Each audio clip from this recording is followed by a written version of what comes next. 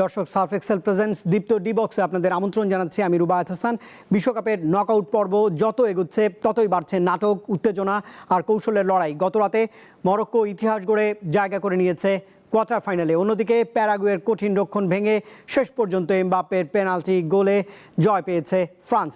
আর আজ সামনে দুই মহারণ, ব্রাজিল বনাম নরওয়ে, যেখানে চোখ থাকবে ভিনিসিয়াস জুনিয়র এবং হালান্ডের দ্বৈরথে, আর মেক্সিকো বনাম ইংল্যান্ড, যেখানে উচ্চতা, দর্শক চাপ আর 1986 সালের স্মৃতি নতুন করে উত্তাপ তৈরি করছে। আজকের ডি বক্সে থাকছে মরক্কো ফ্রান্সের জয়, আজকের moment of the day, surf Excel fan of the day এবং ব্রাজিল, নরওয়ে এবং মেক্সিকো ইংল্যান্ডের ম্যাচের বিশ্লেষণ। আজ আমার সঙ্গে দুজন স্টুডিওতে রয়েছেন জ্যেষ্ঠ ক্রীড়া সাংবাদিক রাকিবুল হাসান। আমন্ত্রণ জানাচ্ছি আজকের আয়োজনে। আমার সঙ্গে রয়েছেন জাতীয় দলের সাবেক ফুটবলার জুলফিকার মাহমুদ মিন্টু। আপনাকেও আমন্ত্রণ জানাচ্ছি ডি বক্সে। নতুন সার্ফ এক্সেল এক্সপার্ট হোয়াইট, যার হোয়াইটেনিং বুস্টার্স কঠিন দাগ দূর করে আর সাদা কাপড়কে করে 5 শেড পর্যন্ত সাদা। আসল হোয়াইট মানে এক্সপার্ট হোয়াইট। দর্শক, সরাসরি আলোচনায় যেতে চাই। আমার সঙ্গে রয়েছেন জুলফিকার মাহমুদ মিন্টু। আপনাকে দিয়ে শুরু করতে চাই। মরক্কোকে সেকেন্ড হাফে একদম অন্যরকম দেখলাম। কানাডা শুরুটা করলো বেশ জমজমাট, কিন্তু ম্যাচ হেরেছে 3-0 গোলে। কেমন দেখেছেন খেলাটি, একটু যদি জানতেন। এখানে যদি আমরা একটু পিছনে ফিরে তাকাই, আমরা যদি কানাডার লাস্ট ম্যাচটা, ইমিডিয়েট লাস্ট ম্যাচ যে সাউথ আফ্রিকার সঙ্গে, সেই ম্যাচটা যদি দেখি, এবং ওই ম্যাচের যে অ্যাটিটিউড এবং অ্যাপ্রোচিং ছিল, এবং আমি বলবো যে ওই ম্যাচে তারা থ্রুআউট 90 মিনিটস অ্যাকচুয়ালি মানে 3টা জোন আমরা যদি ফুটবল মাঠটাকে ভাগ করি, যে মিডল থার্ড, অ্যাটাকিং থার্ড এবং হচ্ছে ডিফেন্ডিং থার্ড, সমস্ত জায়গাতে কিন্তু তারা আসলে প্রেসিং করছিল, এবং তাদেরকে কিন্তু কখনোই মনে হয়নি যে they are tired, because pressing game, high pressing game অথবা মিড ব্লক যখন আপনি করবেন, প্রেসিং করবেন, এটা কখনো কখনো একেবারে টায়ারিং কিন্তু প্লেয়ারদের জন্য, কিন্তু বাট এরকম তাদেরকে কখনোই মনে হয়নি। এবং ঠিক মরক্কোর সঙ্গেও কিন্তু স্টার্টিংটা তাদের এইভাবেই ছিল এবং এরকমই ছিল কিন্তু, এবং যখন তাদের পজিশনে বল থাকে, অফ দ্য প্লেয়ারদের মুভমেন্টটা ছিল চমৎকার, এবং এই ধরনের হাই ইন্টেন্স এবং এক্সপ্লোসিভ রানিং করা it's not so easy, it's a tough job, কিন্তু বাট মোমেন্টামটা অ্যাকচুয়ালি তাদের কাছ থেকে চলে যায় সেকেন্ড হাফে।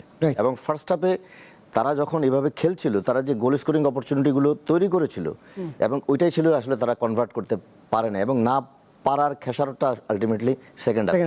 এবং ফার্স্ট হাফে অনেক সময় আমার কাছে মরক্কোকে কিছুটা শেকি মনে হয়েছিল, কারণ because the Morocco last world কাপের তারা সেমিফাইনালিস্ট টিম, এবং তারা জানে অ্যাকচুয়ালি কানাডা কি করতে চায়, কারণ যেটা আমি বললাম সাউথ আফ্রিকার সঙ্গে তাদের অ্যাটিটিউড, এগুলিকেও কিন্তু তারা কনসিডারেশনে রেখেছে।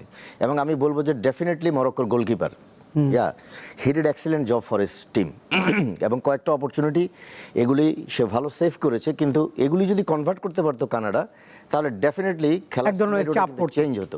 এবং সেকেন্ড হাফে যেটা হলো অ্যাকচুয়ালি, মরক্কো কিন্তু প্রথমেই তারা একটা সমস্যার মধ্যে পড়েছিল যে তাদের ইম্পর্ট্যান্ট প্লেয়ার সাইভেরি অ্যাকচুয়ালি ইনজুর্ড হয়ে মাঠে চলে যায়, এবং এটা চলে যাওয়ার পরে কিন্তু তারা তাদের যে গেম প্ল্যান এবং স্ট্র্যাটেজি এবং অ্যাকর্ডিং টু দেয়ার ফরমেশন এবং সিস্টেম অফ প্লে, মানে ফরমেশনটা আমরা প্রায়শই আলোচনা করি, ফরমেশনটা অ্যাকচুয়ালি হচ্ছে যে প্লেয়ারদের ডিপ্লয়মেন্ট, আর সিস্টেম অফ প্লে হচ্ছে এই ডিপ্লয়মেন্টের মধ্যে প্লেয়ারদের actually individual roles and responsibility, এবং সেটা হচ্ছে যে দুইটা ফেজে, অ্যাটাকিং ফেজে কী হবে, আবার ডিফেন্ডিং ফেজে অ্যাকচুয়ালি কী হবে।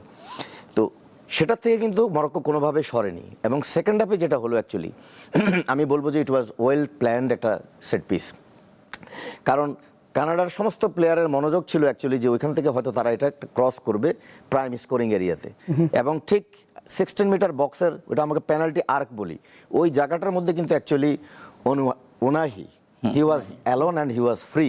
তো এইখান থেকে অ্যাকচুয়ালি এটা তাদের প্ল্যানই ছিল অ্যাকচুয়ালি, আশরাফ হাকিমি সেখানে একটা লো ক্রস করলো তাকে, এবং ইট ওয়াজ ড্রিভেন পাস, এবং সেই পাসের মধ্যেই শুধুমাত্র মানে পাওয়ার জেনারেট করতে হয় না, আসলে accuracy was very much important, এবং well timed delivery and well timed finishing. একটা গোল যখন হলো তখন ডেফিনেটলি কানাডার উপরে প্রেশারটা চলে আসলো, এবং কানাডা তখন চাচ্ছিল যেভাবে হোক গোলটাকে শোধ করার জন্য, এবং ওই সময় আমি বলবো যে আমার দেখা এই ওয়ার্ল্ড কাপে এখন পর্যন্ত বেস্ট পসিবল কাউন্টার অ্যাটাকিং গোল ছিল মরক্কোর সেকেন্ড গোলটা।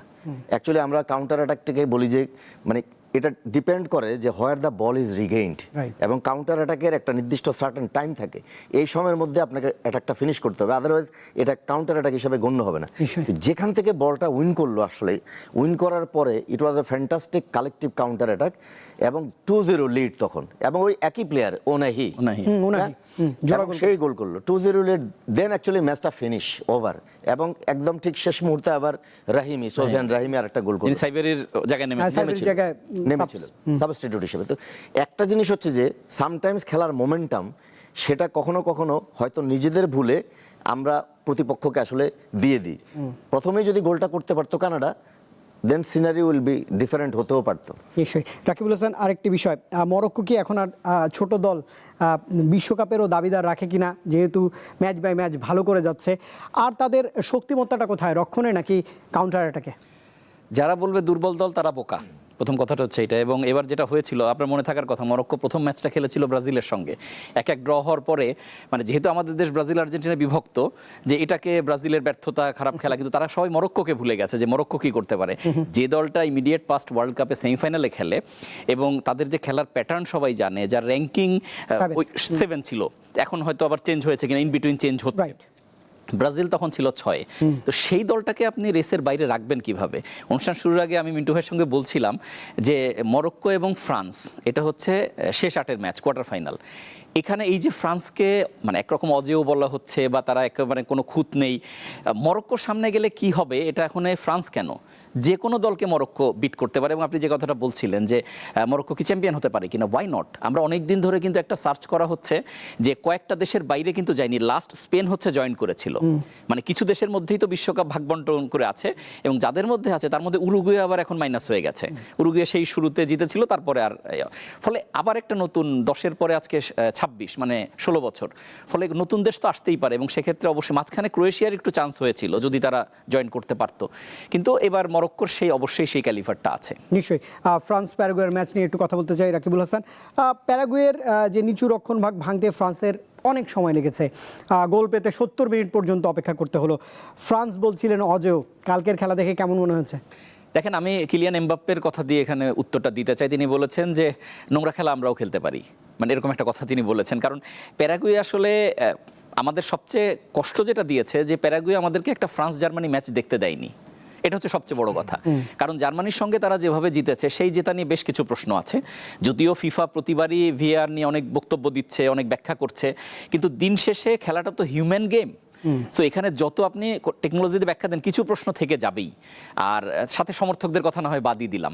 ফলে তারা যেভাবে জার্মানিকে হারিয়েছিল, সেই ম্যাচে বল পজিশনের কথা যদি বলি আমি, 75-25 ছিল, জার্মানি 75% বল রেখেছে। অ্যাটাকগুলো যদি দেখেন, গোল বাতিল হয়েছে, বহু কিছু হয়েছে ওই ম্যাচে, তারপরে জার্মানি চলে গেল। এখন ফ্রান্সের সঙ্গেও প্যারাগুয়ে মেনেই নিয়েছিল যে তারা সেই একই ফর্মুলায় যদি ফ্রান্সকে বের করতে পারে, কিন্তু সেটা শেষ পর্যন্ত হয়নি। এবং ওই যে শুরুর কথাই বলি যে আগলি ফুটবল, যেটা নোংরা ফুটবল, বাংলা নোংরা শব্দটা একটু বেশি খারাপ শোনায়, কিন্তু এরকম ফুটবল খেলে একটা ম্যাচে সারপ্রাইজ করা যায়, বাট 2-3টা পরপর জেতা যায় না, বিশেষ করে নকআউটে তা না। প্যারাগুয়ে সেজন্যই মানে ফ্রান্সের স্বকীয় রূপটা আমাদেরকে দেখতে দেয়নি, কিন্তু ফ্রান্স বেটার দল হিসাবেই জিতেছে। ইনফ্যাক্ট আমি লাস্টে একটা কথা বলবো, আজকে মেসি এবং এমবাপ্পে সমান জায়গায় দাঁড়িয়ে আছেন, 7 গোল, এটা কিন্তু 8 হয়ে যেতে পারতো। আপনি যদি গিলের সেভটা দেখেন, লাস্টে ডাবল সেভ ছিল, ওই সেভ আসলে এবার গোলকিপাররা স্পেশালি ভালো করছে বিভিন্ন দলের। একটু আগে মরক্কোর গোলকিপারের কথা হচ্ছিল, বুনো, তিনি যদি আসলে কানাডা প্রথমে গোল পেয়ে যেত, কে জানে হয়তো সিনারো হোস্ট টিম যদি আর্লি গোল পায়, তখন কিন্তু আবার পরিস্থিতি অন্যদিকে টার্ন করতে পারে। ফলে এখানে গোলকিপাররা খুব ভালো করছে, যদিও প্রশ্ন ছিল ফ্রান্স দিয়ে, আমি অন্য জায়গায়ও টাচ করে ফেললাম। নিশ্চয়ই। মিন্টু ভাই, আপনার কাছে আসতে চাই, ফ্রান্স কি এখনো টুর্নামেন্টে তাদের বেস্ট খেলাটা খেলে ফেলেছে কিনা, নাকি আগামীতে খেলবে? না, অনেস্টলি স্পিকিং, যদি মানে আমরা ফ্রান্স টিমের ডেপথ দেখি, অ্যাকচুয়ালি প্লেয়ার মরক্কো পরের ধাপে পার হতে হবে, একদম স্ট্রং কন্টেন্ডার এই ওয়ার্ল্ড কাপ। এবং কখনো কখনো কিছু কিছু ম্যাচ আপনাকে স্ট্রাগল করতে হয়, কারণ এই জন্য করতে হয় যে আপনি কখনো কখনো আপনার যে দুর্বলতাগুলো, সেগুলি তখন আপনার মানে ফোকাস অফ অ্যাটেনশনে আসবে, যে আমার আসলে সমস্যাগুলো কি। যদি আপনি খুব স্মুথলি যেতে থাকেন, তাহলে তো আর আপনি বুঝতে পারছেন না যে আপনি কোথায় আসলে আপনার স্ট্রাগল করতে হবে বা হচ্ছে। তাহলে এক্ষেত্রে হয় কি, যে যদি কোনো টিম এরকম লো ডিফেন্সিভ ব্লক নিয়ে খেলে, তাহলে কীভাবে অ্যাকচুয়ালি সেটা থেকে রেস্কিউ করতে হয় নিজেদেরকে, সেগুলিও অ্যাকচুয়ালি কখনো কখনো এই ধরনের একটা সিচুয়েশন যখন আসবে বা আসে আপনার সামনে, সেটা থেকে আপনাকে বের হলে আপনার একটা এক্সপিরিয়েন্স হয়, যেটা আমি ধরেন আর্জেন্টিনার কথা যদি বলি, কেপ ভার্দের সঙ্গে যেরকম স্ট্রাগল করেছে তারা, অ্যাকচুয়ালি এখন অনেক কনসার্ন তারা ফিউচার তাদের আপকামিং ম্যাচগুলো নিয়ে। তো ফ্রান্সের কথা আমি শুধু এটা বলবো যে আমি শুধু ওইখানে একটা কথা অ্যাড করব, যেটা মিস্টার রাকিবুল হাসান বললেন, যে আপনি দেখেন substitution, Osman Dembélé fantastic player, even Barcola also, মানে সে হ্যাট্রিকও করেছে ওসমান ডেম্বেলে, এবং কালকে দুয়ে নামার পর পরিস্থিতি চেঞ্জ হয়ে গেল। Say substitution, because why we do the substitution to change the tactical style of play and ফরমেশনে কোনো পরিবর্তন আনেননি, শুধু প্লেয়ারটা চেঞ্জ করলেন। এবং ডেজিরে ডুয়ে সে যে কাজটা করে অ্যাকচুয়ালি, মানে আপনি যখন একটা লো ডিফেন্সিভ ব্লকের এগেনস্টে খেলবেন, একটা ট্যাকটিক্স হচ্ছে আপনাকে পাস দ্য ব্লকটাকে ভাঙা, কিভাবে লং রেঞ্জ শুটিং করা, যেটা হচ্ছিল না। ফ্রান্স কিন্তু 50 মিনিট পর্যন্ত ওইরকম কোনো শুটিংই করতে পারেনি। সেকেন্ড থিংস হচ্ছে আপনি ওয়াইড এরিয়া থেকে ক্রস ইনিশিয়েট করবেন, কারণ সেটাও সম্ভব না, কারণ ওইখানে প্রাইম স্কোরিং এরিয়াতে ওইটা একটা গ্যাদারিং হয়ে আছে ওইখানে, ইট ইজ নট পসিবল। তাইলে আপনি কি করতে পারেন, dribble pass somebody who will take the ball, who will try to carry the ball, তাহলে কি হবে, এটা ডিফেন্সের জন্য একটা প্রেশার, কারণ এনি ট্যাকেল ওইখানে মানে লয়ের ভিতরে থেকে যদি না হয়, দেন ইট উইল বি পানিশড, আপনি ওইখানে একটা পেনাল্টি পাবেন, এবং এক্স্যাক্টলি ইট ওয়াজ হ্যাপেন্ড, এবং পেনাল্টি থেকে একটা গোল বের করে দিল শেষ খেলা। কিন্তু এখানে একটা জিনিস হচ্ছে যে কখনো কখনো আপনাকে খুব কষ্ট করেও জিততে হবে এই ধরনের ম্যাচগুলো। এখনই মানে রাউন্ড অফ 16 অথবা রাউন্ড অফ 32 যেটাই বলি, এখানে হচ্ছে নকআউট স্টেজের খেলাটাই হবে এরকম। বাট তারপরে আমি বলবো যে France, they are a very good side, no doubt about it. এবং আলটিমেটলি মানে প্রত্যেকটা গ্রুপে এখন যে সিনারিওগুলো আসতেছে, আপনার এই যেমন আজকে রাতেও হয়তো মানে আপনি স্পেন আর হচ্ছে পর্তুগাল, এন্ড ইভেন ওইদিকে সামনের রাতে নরওয়ে এবং হচ্ছে Brazil, big match. Even England Mexico, মানে এখানে মেক্সিকো খুবই ভালো ফুটবল, খোলা চোখে ইংল্যান্ডকে মনে হয় যেন বড় দল, কিন্তু মেক্সিকো কি করতে পারে এটা আমরা সবাই বুঝি। রুবাইদ, একটা কথা বলার আগে আমি একটা কথা যোগ করি, সেটা হচ্ছে যে যেহেতু ফ্রান্সের কথা বলছিলেন যে তারা তাদের মানে সেরা ম্যাচটা কি এখনো খেলে ফেলেছে কিনা, বিশ্বকাপ জিততে গেলে মানে আর্জেন্টিনা এবং ফ্রান্স তো গতবারও ফাইনাল খেলেছে এবং সেটা একটা ক্লাসিক ফাইনাল ছিল, বিশ্বকাপে একটা বাজে ম্যাচ খেলা লাগে, মানে আপনার নিজের ভুল ত্রুটিগুলো বের করার জন্য। তাহলে বোধহয় সেটা আর্জেন্টিনা খেলে ফেলেছে, ফ্রান্সও খেলে ফেলেছে, রাইট, বিকজ তাকে যে প্যারাগুয়ে সামলাতে হয়েছে, এখানে প্যারাগুয়ে যে প্যাটার্নে খেলেছে, এই প্যাটার্নে যদি গোল লেস থাকতো, যদি আবার এক্সট্রা টাইমে যেত এবং শেষ পর্যন্ত টাই ব্রেকার ভাগ্য বা উল্টো যদি কাউন্টার অ্যাটাকে গোল খেত, তাহলে কিন্তু একটা ডিজাস্টার হয়ে যেত। সো আর্জেন্টিনা এবং ফ্রান্স দুই দলই বরঞ্চ নিজেদের লাকি ভাবতে পারে যে সেই ম্যাচটা তাদের হয়ে গেছে, এখন বাকিটা তারা কত দূরে এগোতে পারে। নিশ্চয়ই আজকের মোমেন্ট অফ দ্য ডে এই মুহূর্তে হাতে রয়েছে উনাহির দ্বিতীয় গোল, যেটি মরক্কোর কোয়ার্টার ফাইনাল নিশ্চিত করার পথে বড় মুহূর্ত হয়ে যায়, আর এমবাপ্পের জয়সূচক পেনাল্টি, যা আবারও দেখলো বড় ম্যাচে চাপ সামলানোর তার সামর্থ্য। যেটা নতুন সার্ফ এক্সেল এক্সপার্ট হোয়াইট, যার হোয়াইটেনিং বুস্টার্স কঠিন দাগ দূর করে আর সাদা কাপড়কে করে 5 শেড পর্যন্ত সাদা। আসল হোয়াইট মানে এক্সপার্ট হোয়াইট। মিন্টু ভাই, আপনার কাছে রিয়াকশন নিতে চাই যে বড় দলগুলো যখনই পেনাল্টি পায়, যারা বিরোধী পক্ষ থাকে বা যারা সমর্থক, তাদের মধ্যেও এক ধরনের প্রশ্ন জাগে যে প্রযুক্তির ব্যবহার, পেনাল্টি পাওয়া আর্জেন্টিনার ক্ষেত্রে হচ্ছে, মেসির ক্ষেত্রে, এমবাপ্পের ক্ষেত্রেও, সেটি আসলে কেমন দেখছেন এবার বিশ্বকাপে যে পেনাল্টি পেলেই বড় দলগুলো নিয়ে কথা হচ্ছে? না, এখানে একটা জিনিস হচ্ছে যে মানে VAR, ভিডিও অ্যাসিস্ট্যান্স রেফারি, তো এইখানে মানে এই জিনিসগুলোকে আমি ভারটাকে এইভাবে দেখতে যাচ্ছি না। ভিডিও অ্যাসিস্ট্যান্ট রেফারির কিছু রোলস অ্যান্ড রেসপন্সিবিলিটি ডেফিনেটলি আছে। আর একটা জিনিস হচ্ছে যে আমরা এই ম্যাচে এই সমস্ত সমস্যাগুলো যাতে না হয় সেটাকে মিনিমাইজ করার জন্যই কিন্তু এই প্রযুক্তির ব্যবহার, এবং প্রযুক্তির ব্যবহারটা আমি মনে করি যে ভালো, কারণ হচ্ছে যে কোনো দল যাতে ডিপ্রাইভ না হয় অ্যাকচুয়ালি। কারণ এখন অনেক কিছু আসলে আমরা দেখতে পাচ্ছি যে জিনিসগুলো খুব মাইনুটলি এবং এগুলি ইন্টেনশনালি এই জিনিসগুলো মিনিমাইজ করা। যেমন একটা গোল করার পরেও কিন্তু রেফারি ওয়েট করেন, চেক করেন যে ওইখানে কোনো ইনসিডেন্ট ঘটেছে কিনা। কিন্তু আলটিমেটলি একটা সমস্যা কি, সেটা হচ্ছে যে এই প্রযুক্তিটা কিন্তু অপারেট করে আলটিমেটলি হিউম্যান বিং, এবং মানুষ মাত্রই কিন্তু ভুল হতে পারে। এবং লর ইন্টারপ্রিটেশন, আপনি এখন যদি ধরেন একটা ফাউলের কথা বলেন, ফাউলটা আপনি কিভাবে মানে ক্লাসিফিকেশনটা কি ফাউলটা, সেটা আপনি কিভাবে ক্লারিফাই করবেন যে একটা রেকলেস ফাউল আর একটা কেয়ারলেস ফাউল, দুইটার দুই ধরনের অফেন্স। আরেকটা হচ্ছে যে আপনি এক্সেসিভ ফোর্স ইউজ করলেন, সেটার আরেক ধরনের পানিশমেন্ট হবে। এখন এই যে ডিসিশনগুলো হচ্ছে, যে দল সাধারণত এভাবে ডিপ্রাইভ হয় মনে করে সে নিজেকে, সে তো আলটিমেটলি কোশ্চেনটা রেজ করবেই। কিন্তু আমি মনে করি যে intentionally video assistant referee or the field referee যিনি থাকেন, তারা কখনোই ইন্টেনশনালি আসলে এটা করতে যান না যে কোনো একটা ডিসিশনকে, হ্যাঁ কিন্তু আপাত দৃষ্টিতে মনে হতে পারে একই অফেন্সের জন্য দুই ধরনের আসলে ডিসিশন কি হয় কিনা। এখন কথা হচ্ছে যে কখনো কখনো তারা অ্যাকচুয়ালি ইন্টেনশনটাকেও দেখে। সে ফর এক্সাম্পল, আমি এবং মিস্টার রাকিবুল, আমার কাছে বল, রাকিবুল সাহেব আমাকে কিভাবে আসলে প্রেস করতেছে, চেস করতেছে, তার অ্যাটিটিউড কি, অ্যাপ্রোচিং কি তার, এবং এই ঘটনাটা ঘটার পরে, ইনসিডেন্টটা ঘটার পরে as a player, not only as a player, as a human being সে আমার সঙ্গে কি জেস্টারটা করছে। অনেকে আছে দেখবেন একটা ট্যাকেলের পরে ওর দিকে খেয়ালই করলো না, হয়তো সে অ্যাটিটিউডটা অন্যরকম, চলে যাচ্ছে হেঁটে। আর কেউ একজন হয়তো একটা ট্যাকেল হয়ে গিয়েছে, তারপরেও তাকে আসলে উঠানোর চেষ্টা করছে, অ্যাপোলজি চাচ্ছে। তাহলে এই যে দুই ধরনের জেস্টার, এগুলো কিন্তু অনেক সময় রেফারি কনসিডারেশনে নেয়। তারপরেও আমি বলবো, যেটা হয়তো মিস্টার রাকিবুল এটা আরও এক্সপ্লেন করতে পারবেন, law according to the laws of the game, referee, on field referee এবং হচ্ছে ভিডিও অ্যাসিস্ট্যান্ট রেফারি, ওনারা ওনাদের সর্বোচ্চ এফোর্ট দিচ্ছে। কিন্তু তারপরেও দিনের শেষে কিন্তু এটা নিয়ে আলোচনা বা সমালোচনা যেটা হওয়ার সেটা হবে। কিন্তু তারপরেও আমি বলবো যে এর থেকে কিন্তু আমরা বের হতে পারবো না। আপনি 100%, মোর দেন 100% কখনোই সেটাকে একদম কারেক্ট করতে পারবেন না। নতুন সার্ফ এক্সেল এক্সপার্ট হোয়াইট, যার হোয়াইটেনিং বুস্টার্স কঠিন দাগ দূর করে আর সাদা কাপড়কে করে 5 শেড পর্যন্ত সাদা। আসল হোয়াইট মানে এক্সপার্ট হোয়াইট। দর্শক, আবার আমন্ত্রণ জানাচ্ছি Surf Excel presents Deepto D বক্সে। দর্শক, বিশ্বকাপের উন্মাদনা শুধু মাঠেই সীমাবদ্ধ নয়, ছড়িয়ে পড়েছে বাংলাদেশের পাহাড়ি জনপদেও। আজকের Surf Excel fan of the ডেতে থাকছে রাঙামাটির ব্রাজিল সেতু এবং আর্জেন্টিনা সেতু, যেখানে ফুটবলের ভালোবাসা রং ছড়িয়ে দিয়েছে দুই সেতুর দুই প্রান্তে। রাঙামাটির কাপ্তাই হ্রদের ওপর পাশাপাশি দাঁড়িয়ে থাকা দুটি সেতু এখন স্থানীয়দের কাছে পরিচিত ব্রাজিল সেতু ও আর্জেন্টিনা সেতু নামে। একটিতে হলুদ সবুজ, অন্যটিতে আকাশি সাদা, দুই দলের রঙে সাজানো হয়েছে পুরো সেতু। হ্রদের নিচে এখন পানি না থাকলেও ফুটবল প্রেমীদের আবেগে কোনো ভাটা নেই। বিকেল হলেই সমর্থকদের ভিড়ে মুখর হয়ে ওঠে এই দুই সেতু।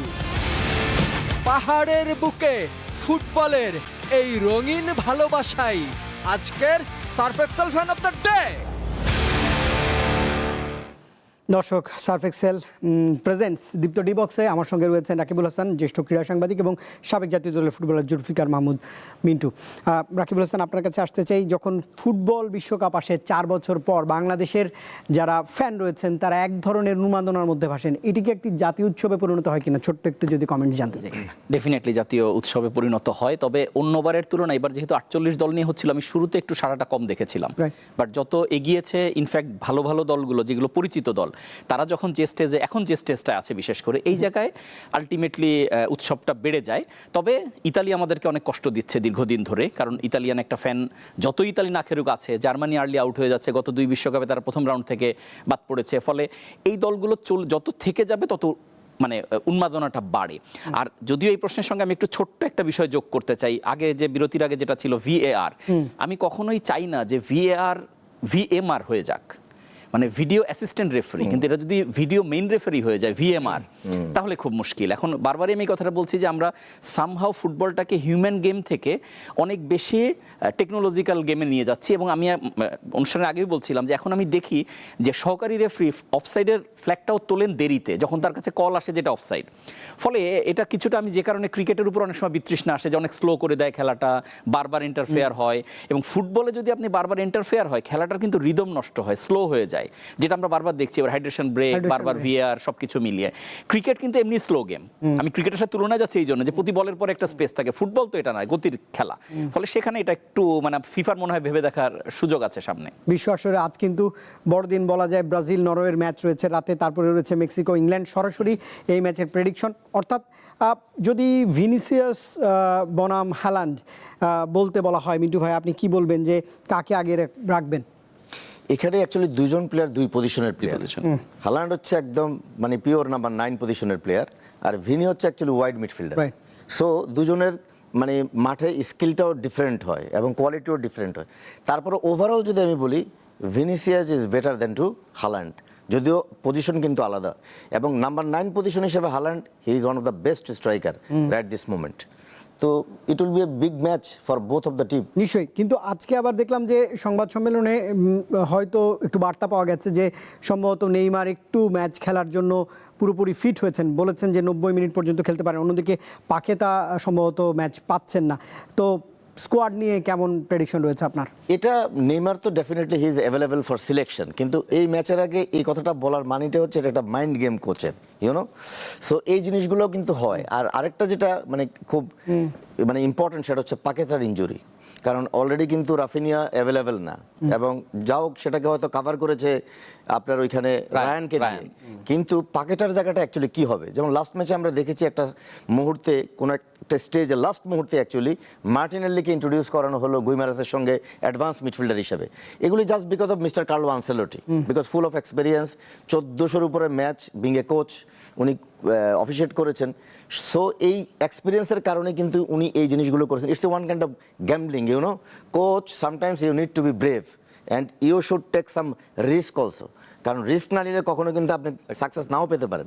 কিন্তু এই মুহূর্তে যেহেতু মানে নরওয়ের সঙ্গে খেলা, এবং নরওয়ের সঙ্গে রেকর্ডটাও কিন্তু খুব একটা ভালো না, এবং Norway they are a very good side. Specially যদি আমি তাদের মিডফিল্ড এবং ফ্রন্ট লাইনের কথা বলি, আপনি অ্যান্টোনিও নুসা, ইভেন আর্লিং হালান্ড, এবং রাইট সাইডে হচ্ছে আলেকজান্ডার সরলদ, এবং মিডফিল্ডে ওডেগার্ড হলো আনসাং হিরোর মতো। Actually he is doing great job for Norway, কিন্তু লাইমলাইটে অ্যাকচুয়ালি আসে হচ্ছে আর্লিং হালান্ড কিংবা অ্যান্টোনিও নুসারা। এবং দুইটা পিভট হিসাবে রাখে ওইখানে দুই বার্গেকে রেখেছে, একজন ফুলামে খেলে আর একজন গ্লিমসে খেলে নরওয়েজিয়ান লিগে। তো অ্যাকচুয়ালি তারা চাইবে যে মিডফিল্ডটাকে কন্ট্রোল করার জন্য, এবং যেহেতু তাদের ফিজিক্যাল অ্যাপিয়ারেন্সটা বড়, তারা একটু টলেস্ট প্লেয়ার। যদি ওয়ার্ল্ড কাপের মানে আসপেক্টে দেখি, সবচেয়ে টলেস্ট টিম ছিল হচ্ছে বসনিয়া, তারপরে সেকেন্ড টলেস্ট টিম হচ্ছে আপনার এই নরওয়ে। তো অলওয়েজ তাদের একটা প্ল্যান থাকে অ্যাকচুয়ালি ক্রস অ্যাটেম্প্ট করা আর্লিং হালান্ড এবং সরলদের সেই মানে হাইটটাকে কাজে লাগানোর জন্য। এবং অফকোর্স মিডফিল্ডে যদি আপনি নিয়ন্ত্রণ নিতে না পারেন, এখন পাকেটার জায়গায় আলটিমেটলি কে হবে the replacement, either Martinelli or Douglas সান্টোস maybe, but আমরা জানি না মানে লাস্ট মোমেন্টে অ্যাকচুয়ালি মিস্টার কার্লো আনসেলোটি কী সিদ্ধান্ত নেন। নিশ্চয়ই। রাকিবুল হাসান, আপনার কাছে একটু জানতে চাই ব্রাজিল নরওয়ের ম্যাচ নিয়ে টিম নরওয়েকে কেমন দেখছেন, কতটা চাপে রাখবে একদম বলা যায় বিশ্বকাপের দাবিদার বা হেক্সা? দেখেন, নরওয়ে এবারে করার জন্য ডার্ক হর্স সব শুরু থেকেই বলা হচ্ছিল, এবং সেই ডার্ক হর্স তো যাকে তাকে বলা হয় না, নিশ্চয়ই কিছু অ্যানালাইসিসের ভিত্তিতেই বলা হয়। র্যাঙ্কিংয়ে তারা 21, একটা মানে কি বলবো মানে মানসম্পন্ন র্যাঙ্কিং। যে দলটা আপকামিং, একটা 5-এ থাকা দলকে একটা 21-এ থাকা দল হারাতেই পারে, এবং রেকর্ড তো তাই বলছে যে 4বারে, মানে বরঞ্চ ব্রাজিল আরও একটা একটু চিন্তা করবে যে এত দলকে হারালাম, কিন্তু সেখানে নরওয়ে কীভাবে বাদ থেকে গেল। এবং সেই বিশ্বকাপেও একটা 98-তে খেলা হয়েছিল, গ্রুপ পর্বে 2-1 হেরেছিল ব্রাজিল, 4টা ম্যাচ খেলেছে, 2টা হেরেছে, 2টা ড্র। ফলে আর এখন যদি আরেকটা হার যোগ হয় তাহলে তো ব্রাজিলের ওয়ার্ল্ড কাপ শেষ হবে। সেটা নিশ্চয়ই অ্যাটলিস্ট আনচেলত্তির প্রেজেন্সে এটা কেউই আশা করে না। টিমে যত ইনজুরি থাকুক, যত সমস্যাই থাকুক, বিকজ আমরা সেভাবেই দেখছি যে একটা দল কিন্তু শুরু থেকে স্ট্রাগল করছে। শুরু থেকে নেইমার ছিল না, নেইমারকে স্কোয়াডে রাখাই হয়েছে একটা ঝুঁকি নিয়ে। তারপরে রাফিনিয়া ভালো খেললো না, এবং সেকেন্ড ম্যাচে ইনজুরিতে বাইরে চলে গেল, এবং এখন ক্যাসেমিরো পুরোপুরি ফিট না, তার পারফরমেন্স হচ্ছে অনেক, কিন্তু স্ট্রাগল চলছে। কিন্তু সেই স্ট্রাগলগুলো মিনিমাইজ করছেন হচ্ছে আনচেলত্তি। আর নরওয়ের পয়েন্ট অফ ভিউ থেকে, নরওয়ে তো শুরু থেকেই জানে যে এই ম্যাচেও তারা কিন্তু ফোকাসে না, ফোকাসে ব্রাজিল। সো তারা শুধু চান্সটা নেওয়ার চেষ্টা করবে। এবং হাল্যান্ডের যে হাইট এবং ট্রু নাম্বার 9, আমার মাঝে মাঝে মনে হয় এখন হোল ওয়ার্ল্ডে নাম্বার 9 একজনই আছে, মানে অন্য কাউকে আপনি পাবেন না যে যার কাজ শুধুই গোল করা, মানে সেটা হাল্যান্ড আছে। এবং তার কাছে যদি ওই সাপ্লাইটা দেওয়া যায় বলের, তাহলে উনি ফিনিশ করে ফেলবেন এই জায়গাটা। এবং বরঞ্চ ব্রাজিলের ডিফেন্সের জন্য একটা বড়ই, এবং একটা টাসেল বোধহয় হবে গ্যাব্রিয়েলের সঙ্গে, কারণ আমরা তারা ইংলিশ লিগে যখন আর্সেনাল এবং ম্যান সিটি দেখা হয় তখন কিন্তু এটা হয়। ফলে এই জায়গাটায় কে উইন করে। আর মিডফিল্ডের কথা যেটা বলা হচ্ছিল, ব্রাজিলের মিডফিল্ড একটু দুর্বল, সেখানে নরওয়ের মিডফিল্ড স্ট্রং। ফলে এখানে যদি নরওয়েল মিডফিল্ডের গ্রিপটা নিয়ে ফেলে, তাহলে ব্রাজিলের জন্য একটু মানে কঠিন হবে ম্যাচটা কন্ট্রোল করা। নিশ্চয়ই। আমরা দেখলাম স্বাগতিক 3টা দেশই 16 কনফার্ম করেছে। আজকে মেক্সিকো এবং ইংল্যান্ডের ম্যাচ আছে, সেই ম্যাচ সম্পর্কেও একটু বলবেন। মেক্সিকোর তীব্র চাপ ইংল্যান্ডের জন্য বড় বাধার কারণ হবে কিনা, বা বড় দল হিসেবে ইংল্যান্ড তো একটুই বেনিফিট পায়, স্বাগতিক একটা দল ছিটকে গেল কানাডা, এখন চান্স হচ্ছে মেক্সিকোর, এবং মেক্সিকোর কথা আমি বলছিলাম যে যদি আপনি আমাকে সরাসরি শতকরা হিসাবে বলতে বলেন আমি মেক্সিকোকে 70 ইংল্যান্ডকে 30 দিব, অনেকে অবাক হবে, কিন্তু আমি এটা বিশ্বাস করি। কারণ মেক্সিকো যে প্যাটার্নের ফুটবলটা খেলে, আজকে 7000 ফিট উপরে আস্তাকা স্টেডিয়ামে খেলা, যেখানে 89 ম্যাচ খেলে মাত্র 2 বার হেরেছে মেক্সিকো, এবং যেখানে খেলাটা অনেক বেশি চ্যালেঞ্জিং যে কোনো অপোজিশনের জন্য। ফলে এরকম একটা জায়গা আরেকটা মানে পয়েন্ট আছে আমার কাছে, যেটা আমি সবসময় বলি, ইংল্যান্ড হচ্ছে অনেক বেশি বুকিশ দল।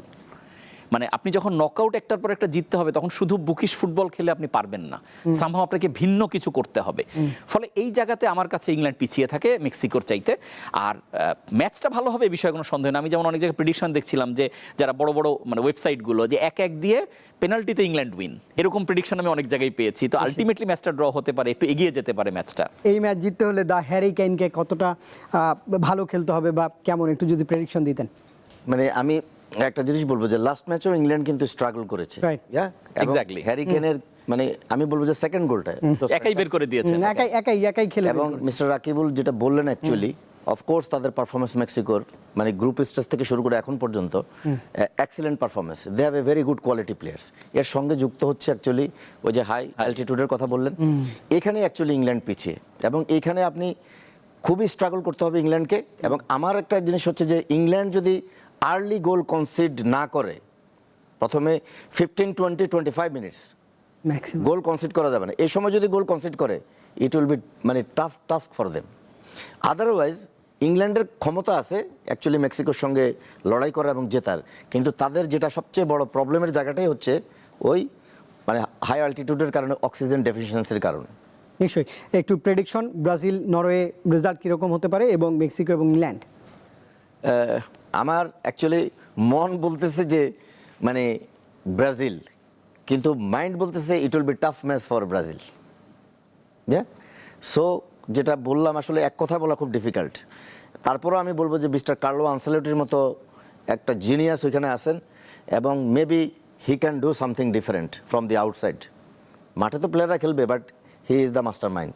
মিন্টু ভাই এড়িয়ে গেলেন, আমি সরাসরি বলি, it may be 2-1, Brazil 2, Norway 1। Right, একটা রিস্ক নেওয়াই গেল, এছাড়া তো আর কিছু করার নেই। মেক্সিকো আর ইংল্যান্ড? মেক্সিকো ইংল্যান্ডে আমি মেক্সিকো 1-0, মানে আমি যেহেতু মেক্সিকোর পক্ষে বলেই দিয়েছি যে আমি 70% মেক্সিকোকে 1-0 আমি প্রেডিক্ট করি। নিশ্চয়ই। রাকিবুল হাসান এবং জুলফিকার মাহমুদ মিন্টু, অসংখ্য ধন্যবাদ সময় দিয়েছেন। আগামী দিনে যত গড়াবে ম্যাচের উত্তাপ বাড়বে, বিশ্লেষণের সুযোগ থাকছে। দর্শক, বিশ্বকাপের নকআউট পর্বে প্রতিটি ম্যাচই এখন এক একটি ফাইনাল। ছোট্ট একটি ভুল কিংবা এক মুহূর্তের জাদুই বদলে দিতে পারে পুরো টুর্নামেন্টের গল্প। আজ দেখলাম মরক্কোর আত্মবিশ্বাস, ফ্রান্সের ধৈর্য, আর সামনে অপেক্ষা করছে দুই বড় পরীক্ষা। একদিকে ভিনিসিয়াস জুনিয়র বনাম হ্যালান্ডের মহারণ, অন্যদিকে আজতেকার মেক্সিকো বনাম ইংল্যান্ডের চাপ, ইতিহাস আর উত্তেজনার লড়াই। সেই গল্প নিয়েই আবারও ফিরবো আগামীকাল। আজকের মতো বিদায় নিচ্ছে আমি রুবায়েত হাসান, সঙ্গে ছিলেন রাকিবুল হাসান এবং জুলফিকার মাহমুদ মিন্টু। দেখছিলেন Surf Excel presents Deepto D box. সবাই ভালো থাকবেন, শুভ সন্ধ্যা।